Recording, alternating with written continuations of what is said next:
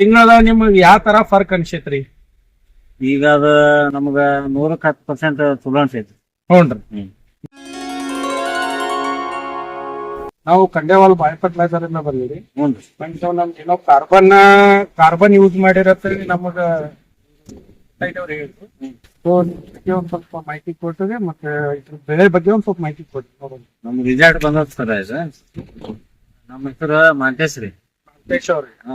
ನೀಲ್ಗುಂದ್ರಿ. ನೀಲ್ಗೊಂದೂರ್ result ಬಂದೈತ್ರಿ, ಚಲೋ ಅನ್ಸೈತ್ರಿ. ಚಲೋ ಅನ್ಸತೈತಿ. Okay, ಈಗ ಇದನ್ನ ನೀವಾಗೆ ತಂದಿರೋ ಅಥವಾ ನಿಮ್ ಸೊಸೈಟಿಯಾಗ ಇದು ಮಾಡಿದ್ರು ಹೆಂಗ ಏನ್ರಿ? ಹೆಂಗ ನಾವು ಗೊಬ್ಬರ ಹೋದಾಗ್ರಿ ಇವ್ರು ಇದನ್ನ ಓದ್ ಹಾಕ್ರಿ ಚಲೋ ಆಗತ್ತ ಅಂತ ಹೇಳಿದ್ರೆ ಅದಕ್ಕೆ ನಾವು ಅದನ್ನ ಕೊಡ್ರಿ ಅಂತ ತಗೊಂಡ್ ಆಯ್ತು. ಹಾಕಿ 2 ದಿನ ಆತ್ರಿ ನೀವ್ ಅದನ್ನ ಹಾಕಿ ಒಂದ್ ತಿಂಗಳ ಆತ್ರಿ. 1 ತಿಂಗಳ ಆತ್ರಿ. 1 ತಿಂಗಳದ ನಿಮ್ಗೆ ಯಾವ ತರ ಫರ್ಕ್ ಅನ್ಸೈತ್ರಿ? ಈಗ ಅದ ನಮಗ 110% ಚಲೋ ಅನ್ಸೈತಿ. ಹ್ಞೂನ್ರಿ. 110% ಚಲೋ ಅನ್ಸೈತ್ರಿ.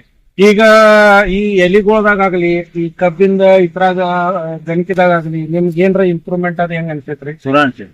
ಚಲೋ ಅನ್ಸೈತಿ ಸರ್. ಈಗ ಒಂದ್ ಮಂಜುನಾಥ್ ಅಂತ ಮಾಂತೇಶ್ ಅವ್ರೆ, ಇವ್ರು ಮಾಂತೇಶ್ ಅಂತ ನೀಲ್ಗುಂದ ಊರಿಂದ ಮಾತಾಡೋದು, ಗ್ರಾಮದಿಂದ ಮಾತಾಡೋದು. ಇವರು ನಮ್ಮ ಕಾರ್ಬನ್ ಅನ್ನ ಬಳಕೆ ಮಾಡಿದ್ದಾರೆ. ಬಳಕೆ ಮಾಡಿ ತಿಂಗಳ ತಕ್ಷಣ ಈ ಎಲಿಗಳ ಸೈಜ್ ಏನಿದಲ್ಲ 3 ಬತ್ತಕ್ಕಿಂತ ಹೆಚ್ಚಾಗಿ ಆಗ್ಯಾವು. ಆಮೇಲೆ ಅಷ್ಟೇ ಅಲ್ಲದ ಫುಲ್ ಹೊಲ ಎಲ್ಲ ಫುಲ್ ಹಚ್ಚ ಹಸಿರು ಫೇಮಸ್ ಆಗಿದೆ.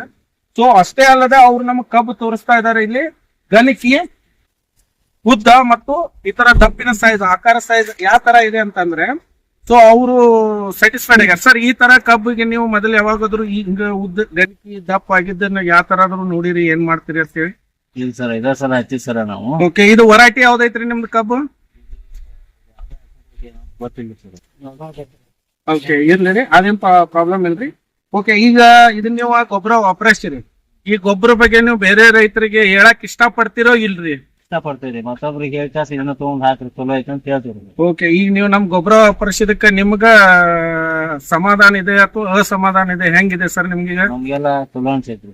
ಓಕೆ, ಧನ್ಯವಾದ. Thank you.